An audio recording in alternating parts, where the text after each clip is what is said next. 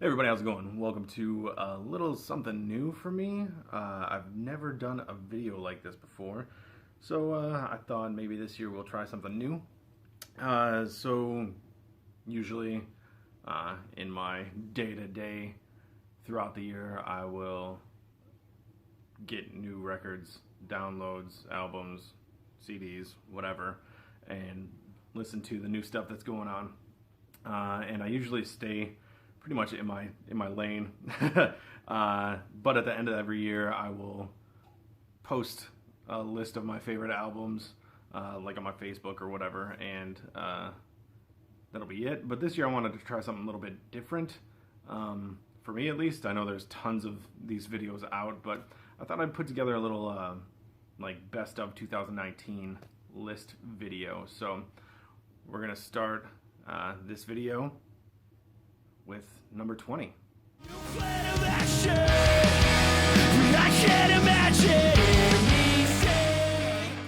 So number 20, Origami Angel with Somewhere City. At first glance, they're a great little pop punk band, a little bit of emo thrown in there with the lyrics, but when you get into the guitar work, it's something straight out of Eddie Van Halen's playbook, and the blast beats and breakdowns out of the percussion is just insane. Harder than anything Slipknot came out with this year. And they're just great. I didn't know it. They're two dudes. It's two guys who make up that band, who put that wall of sound together, and it blew me away. I thought it was incredible. So check them out. And at number 19,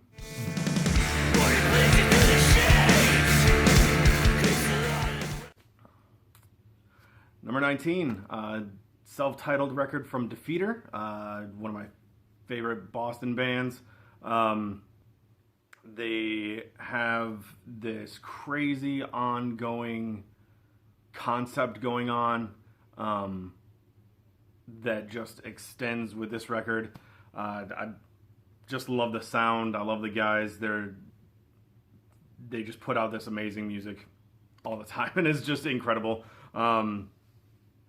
Yeah, if you're looking for something heavy as far as musical and heavy as far as storyline, this band's discography is just where to go for. It's pretty intense.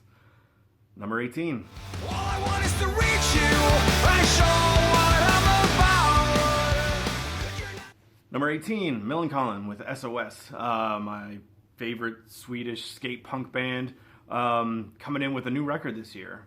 Actually, I was behind with these guys about 2 or 3 records, but ever since the days of their track Penguins and Polar Bears, I've loved these guys. Even before that, actually, you'd probably go with Mr. Clean, but they're just I can't help but put them on this list. I know they're kind of low. It's because the record isn't my favorite of theirs, but it's still really good. It's still got that skate punk feel to it. A little bit of political lyrics going on, and still just gets me pumped up like late 90s going out skateboarding.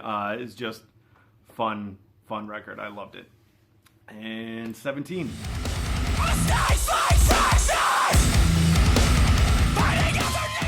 Coming in at 17 is Knocked Loose, A Different Shade of Blue. This is a band that got a lot of acclaim for this record this year, and I liked it too. Not at first though. At first, the vocals were a little bit higher pitched than I'm used to, so I felt like it was going to make my ears bleed, but as I gave it a few more listens, it made my ears bleed in a good way. Great kind of horror concept to this album, and that's something you'll notice a lot in my list this year. There's a lot of concepts that kind of cultivate this year's list, but really good, really hard, just great heavy music. And it's 16.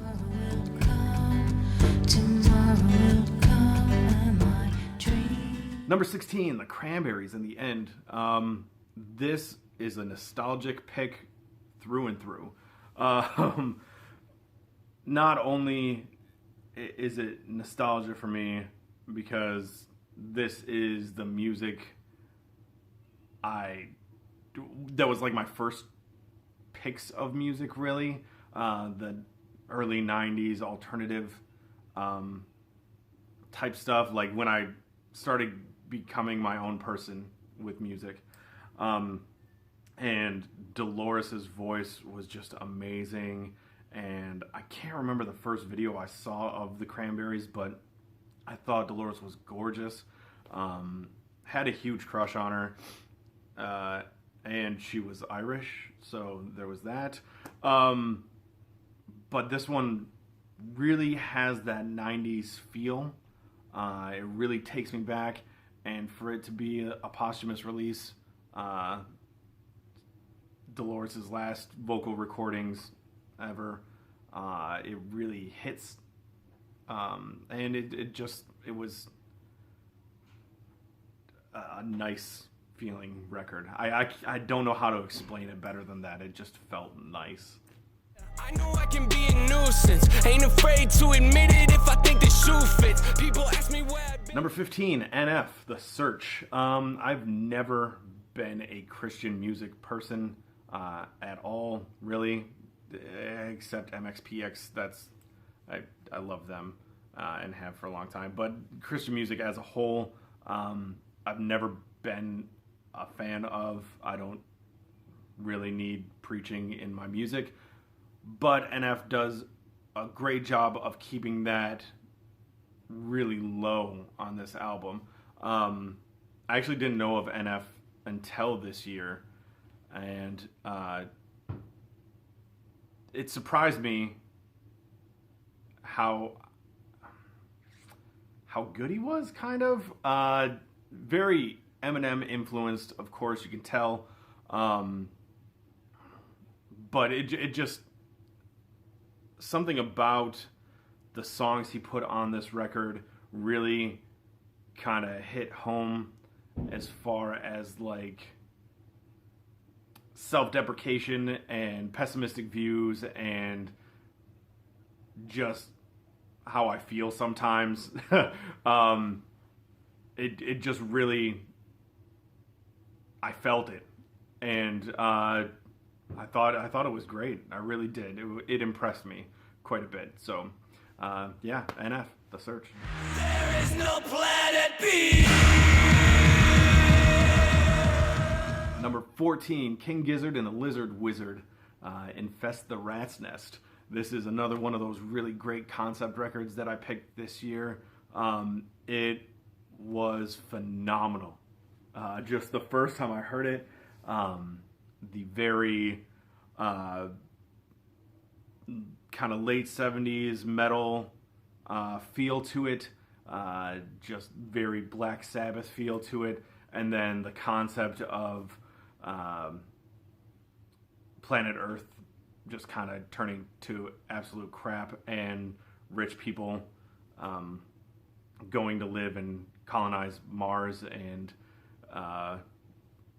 the poor rising up, and it was just fantastic. And for King Gizzard and the Lizard Wizard, quite a departure from what they're used to making. Every album they put out is kind of different, but this is their first like metal album. Very, very cool. Far cry from their psychedelic rock that they normally pull off, but this was fantastic. I really, really enjoyed this record.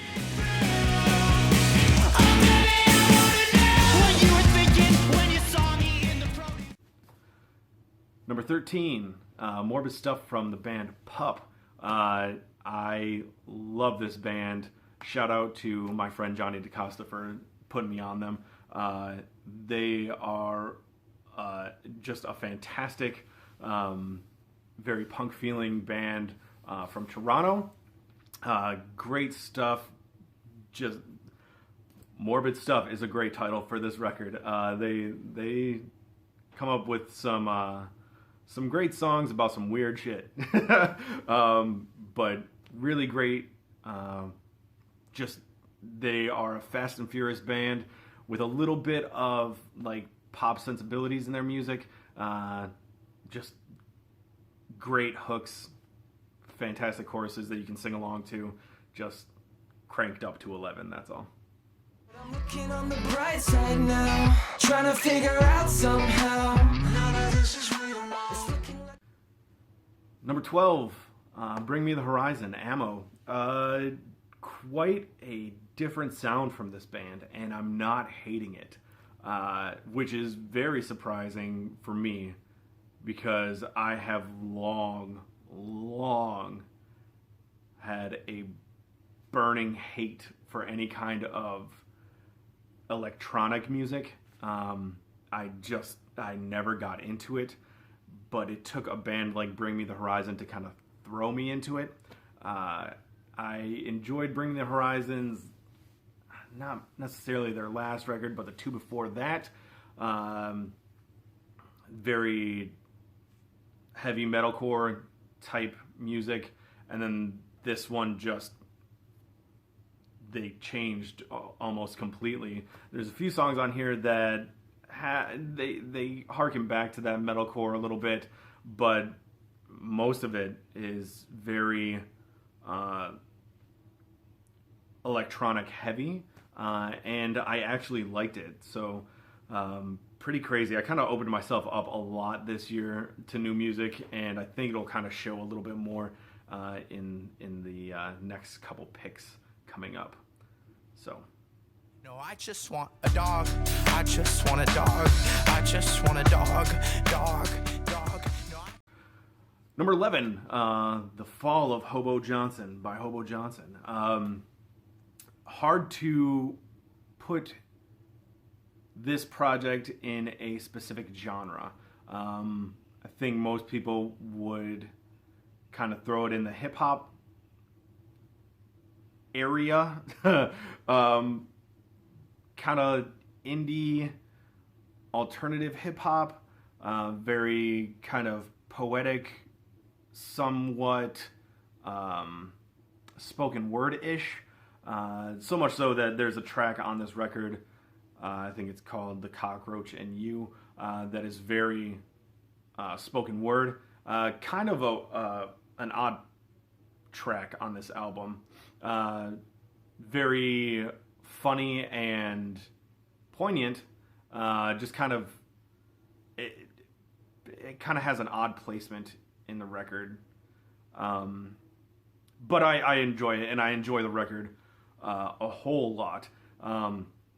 Like I said, very indie hip-hop, kind of pop in there, but fantastic. I really love the kind of vibe that you get from this record. It's really, really good. I enjoyed it a lot.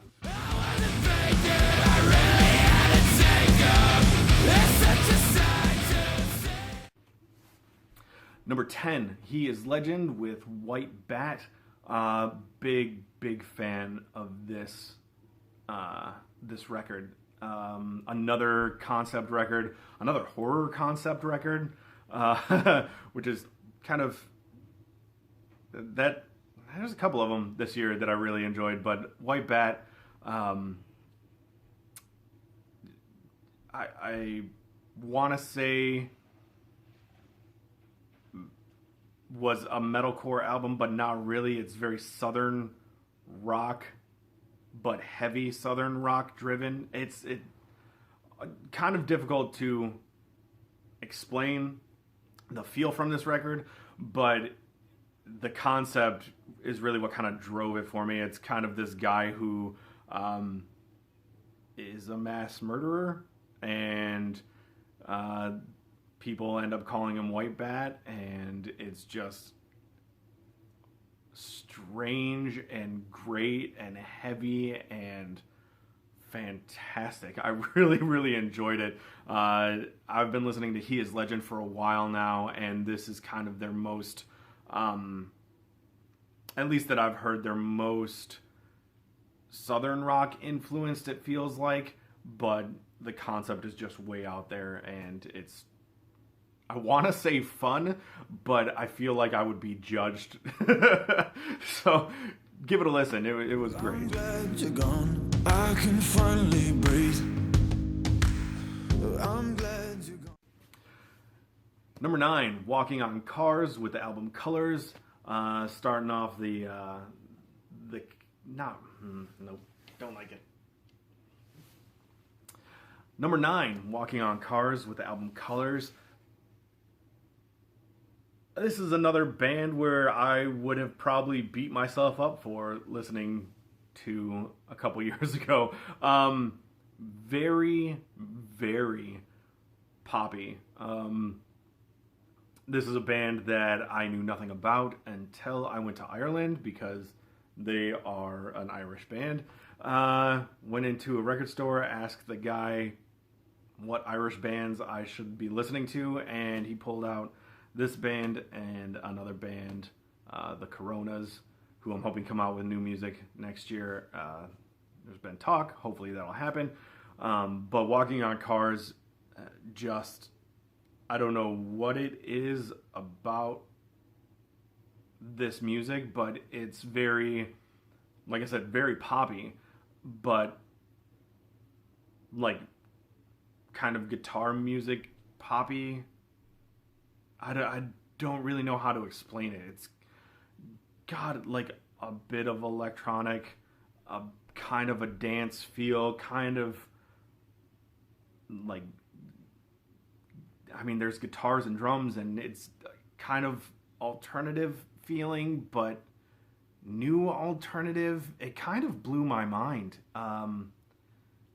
It has, the only way I can describe it is, to me, it's the feel of Ireland for me. It's very Euro music, I guess. I can't pinpoint it. It just, like, it hit something in me, and I just really enjoyed it. Like, kind of, I don't know what pop music does. It just kind of makes you feel happy, I guess. And I'm not used to that. So something very new, but something very enjoyable. I really, really liked this record. And their previous record, too, was really great. I look forward to anything this band puts out in the future. Start a war on everything. Burn your clothes and cut your hair, baby. Number 8, The Glorious Sons with A War on Everything. I loved this band's last record, and I really loved this record. This record has the best closing track of any record I listened to this year. I absolutely loved it. The whole feel of the record was great. I'm trying to remember the radio single that came out for this record. It might be the title track. But I really like it. I just love the feel. Very radio friendly. I keep using the word alternative, but you can't really use that term anymore. Alternative is very synonymous with grunge, if you ask most people who lived in the 90s. But I guess it's the alternative to pop music. I don't know. I just really dig these guys. I love the vocals. I love the music. I just loved everything about this record. It was really, really great. And that's what put it in the top 10 for me this year.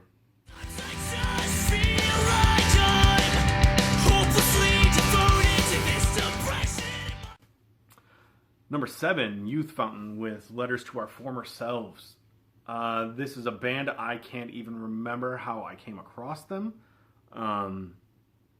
but they just kind of blew me away. It's something I would have listened to as an angry teenager, which deep inside I still kind of am, but an angry teenager dealing with emotional, psychological issues, and this band just kind of throws it out there for all to listen to, and it's great. It's aggressive. It's short. It's punk rock and emo, and it gets a little heavy, gets a little light. It kind of just runs the gamut of musical taste in like the rock, pop, punk, emo genres, and just puts their emotions on their sleeves and like just takes you with them. It was really great. The only thing that, I mean, it's not that I don't like it, it's just I thought was an odd decision was the first track. It's like an intro track. It's only 30 seconds long, but it's just a musical track that flows right into the first couple notes of the first actual song. So much to the point where I thought it was the same song for the longest time. Didn't realize it was just an intro to the album until I put this whole list into one playlist and put it on shuffle. So that being a separate track, it was an odd choice in my opinion. But when you listen to the album as a whole, it fits perfect and it just works great. And that's what this album does. It just works. There's no comfort fitting in a fake safety to know I believe. Number 6, Frank Carter and the Rattlesnakes. The End of Suffering. Just not where I thought Frank Carter was going to go after Gallows.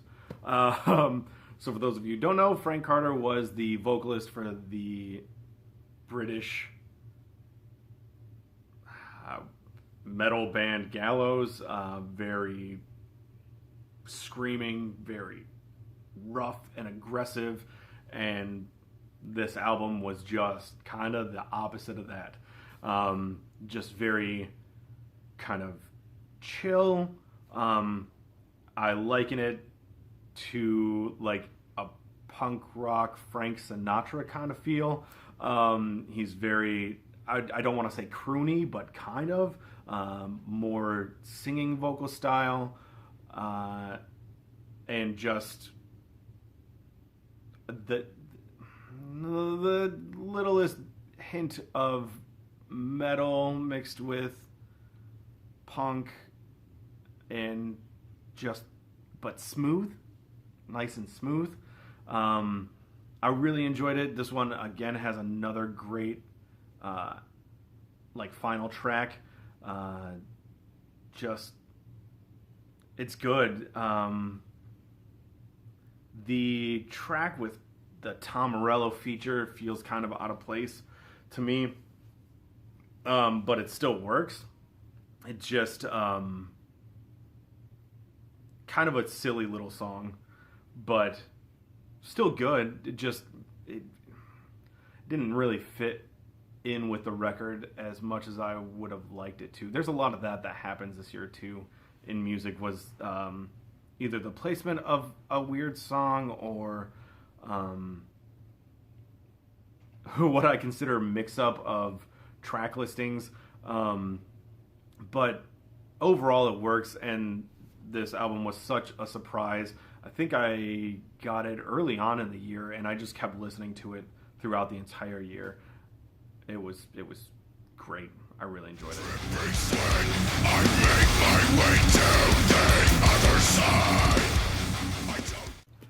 Number 5, The Valley by Whitechapel. Holy hell, this was the heaviest record I heard this year. Just amazing. Another horror concept-ish album. Not necessarily a straightforward concept, but just very, I mean, it's deathcore, so I guess the whole genre in itself is kind of a concept, in my opinion, but this brings those subjects of deathcore just kind of all up front, and the vocals are heavy, and then beautiful and melodic at certain points, and the music just crushes, and you just feel this massive like weight while you listen to this album. And when I listen to heavy music, that's really what I want. I want that, just I want to put my headphones on or my earbuds in and just be crushed, and that's what this record did. It crushed. It was amazing. I absolutely loved it, and I was on this record for a long time too. Just massive. Where you might find common ground. Coming in at number 4, the Get Up Kids with Problems, which is almost the exact opposite of number 5. The Whitechapel record, it is not massive at all. It is nice and airy and a fresh breath from the Get Up Kids. Not anything like their previous record, which I thought was a huge step back for the band. This one was just, I was very hesitant, but I pre-ordered it on vinyl, got it, threw it on, took it for a spin, and it was great. It felt like we came back to the good old Get Up Kids. Just great, light feeling pop punk, emotional and but not in a too much of a heavy way. They do this great thing where they kind of talk about heavy subjects but with kind of happier music, and I dig that, and it was great. Even my kid sings along to it. It really felt great to have a good Get Up Kids record come out, and for me to enjoy it, and I really, really did.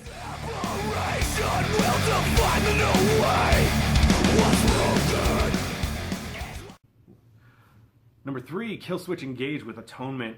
I have been a fan of Killswitch for a long time, and for them to come out with this record, I was just stoked on it. It was so good, and just, it felt right. Everything had its place, and I heard the song The Signal Fire, and I lost my mind. Having Jesse and Howard on the same track was amazing. Every time I listen to that song, I get goosebumps. Just fantastic. And it was heavy in the right spots, melodic in the right spots, just great guitar work, great percussion work. It went on a little bit longer than I thought it needed to, maybe by a song. Maybe one song could be pulled out of that and it would have been even more phenomenal, but it was still great. I really enjoyed it. I know there's people out there that didn't enjoy it as much as me, but it just felt right for me this year. I was, like I said, I opened myself up to a lot of music this year, and at the time this record came out, I needed something good and steady and strong, and that's what this was.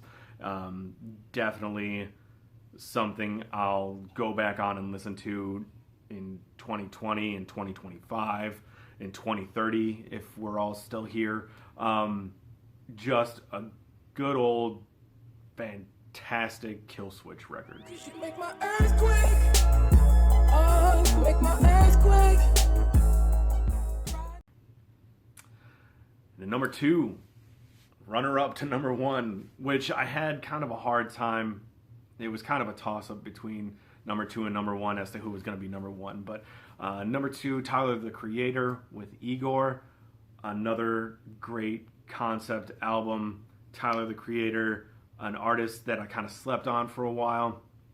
I heard some stuff off of, oh man, what was the name of that record? Goblin. And I don't think I was ready for it.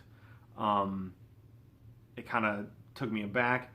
But then I came across Igor, this record, and the lack of machismo on this record, as far as, I guess, just when you listen to rap, there's a whole lot of, I'm the best, I have all the money, I have all the girls, I have, that gets old for me real quick.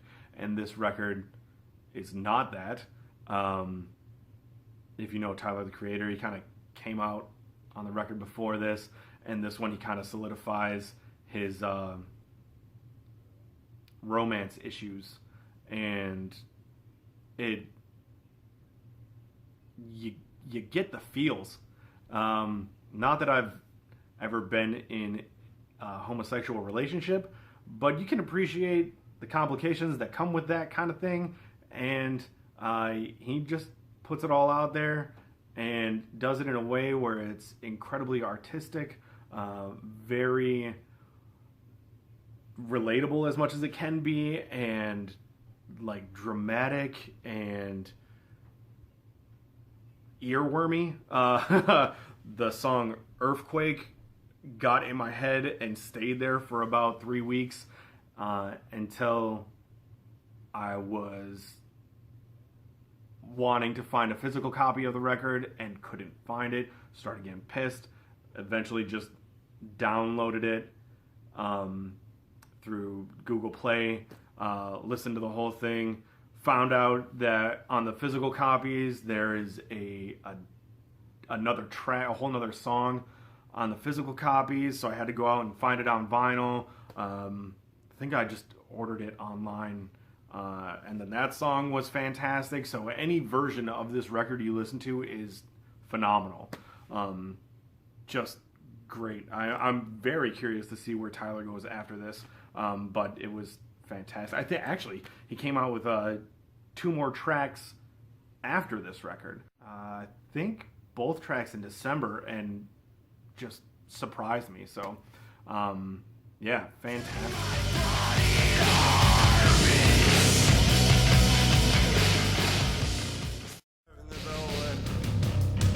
Thinking about my dad.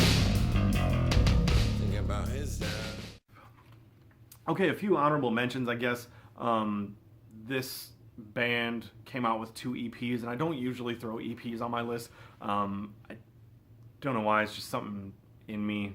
I don't appreciate EPs like I should, but this band came out with 2 phenomenal EPs this year. The band is Chat Pile, This Dungeon Earth, and Remove Your Skin Please, the 2 EPs, and they just came out with this crazy, heavy, industrial feeling, nuts noise kind of metal, and I really, really enjoyed it. So check them out.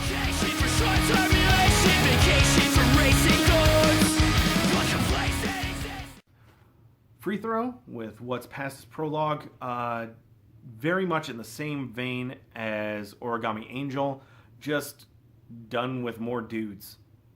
And Origami Angel only being two members of the band kind of pushed it over that honorable mention area and straight into number 20. But Free Throw, this record was pretty good. Tell you what you missed, all you have traded in. Jimmy Eat World came out with a new record, Surviving. Probably the best Jimmy Eat World record I've heard in like 2 or 3. The thing that kept it off this list is something I kind of touched on earlier in this list, the placement of certain tracks. Jimmy Eat World has always been a band that has had the best closing tracks on their records. This time they came out and like had the best closing track and then added a 10-minute long song on after that. It just did not feel like it fit. It didn't feel right. I think if they had put that last track as the first track of the album, it would have worked a lot better and probably ended up in the top 5 for me this year. But just having that one thing, it just didn't work for me, so it got left off the list. But I'm mentioning it.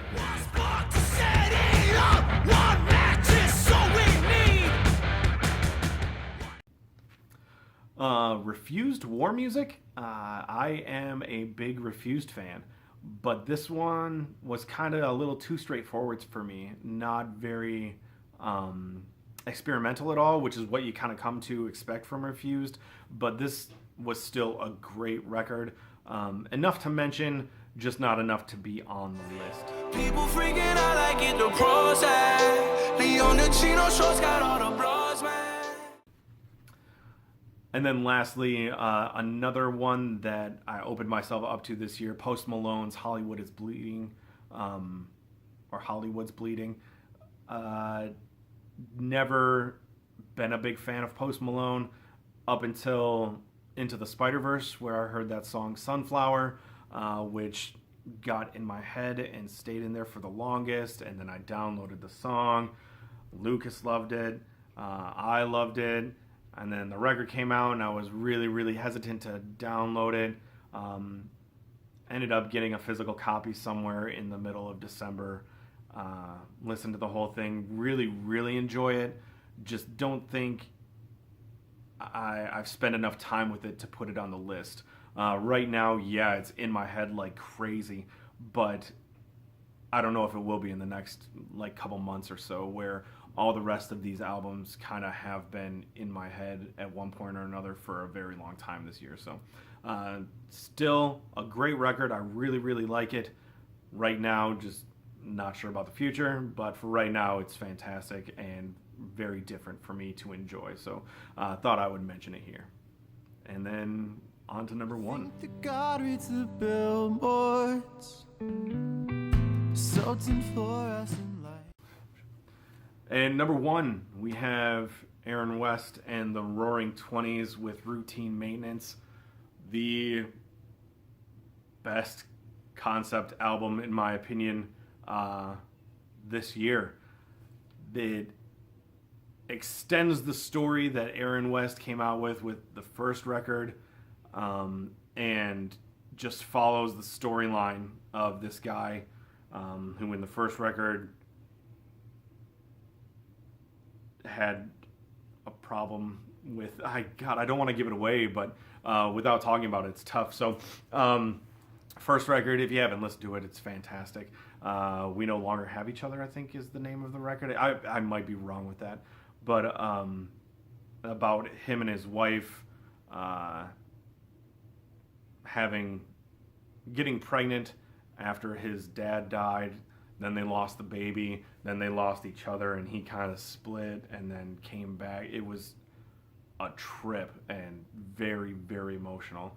This adds on to the story where we see the finalization of the divorce, him kind of go off on his own and become somebody else, and then something else in the family happens, and it is an emotional adventure, and just this great mixture of instruments and sounds, acoustic guitars, banjos, drums, of course, like just very, very good. It's so good. There's a reason it's number one for me. It's fantastic. And I just love the extending of the storyline of the Aaron West saga, as I've come to call it. Yeah, it's just really, really great record. I really enjoyed it. All right, guys, so that has been my top 20 list of 2019. This has become an insanely long video, and I apologize. Thank you if you stuck through it and watched me talk about these records. Not that I dived in very detailed manner, but thanks for listening. Thanks for watching. If you enjoyed this, let me know. I'm kind of playing with the idea of doing a monthly video about what I've listened to that's new this year. If you might enjoy that, let me know. I think it'd be kind of fun. I really enjoy talking about music, as well as my other hobbies, but yeah, I'm kind of liking this idea. So I don't know if you like it or not, but fun for me. We'll see if I pick anything up worthy of talking about in the upcoming months. So thanks for watching. I'll see you later. Bye.